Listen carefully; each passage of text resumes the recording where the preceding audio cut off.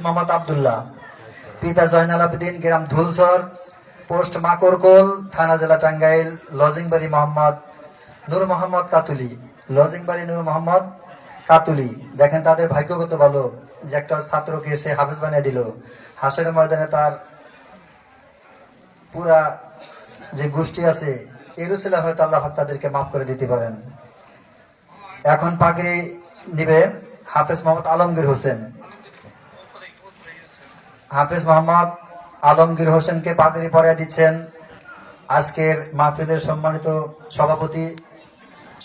সভাপতি সাহেব জনাব রুহুল আমিন সাহেব এবং মাদ্রাসা সভাপতি জনাব আবু সাইদ প্রামাণিক, বীর মুক্তিযোদ্ধা, এবং আজকের মাহফিলের প্রধান অতিথি জনাব ফরহাদ ইকবাল এবং আমার ওস্তাদ হযরত মাওলানা আব্দুর রশিদ সাহেব দামাত বারাকাতুহুম। আল্লাহ পাক যেন এদেরকে হাফেজ, সত্যিকার হাফেজ হিসাবে কবুল করেন। আজকের মাহফিলের সকলের নিকটই এই দোয়ার প্রার্থনা। এখন পাগড়ি নিবে শেষ, মাশাআল্লাহ। ছাত্রদের পাগড়ি নেওয়ার পর্ব এখন শেষ হয়ে গেল।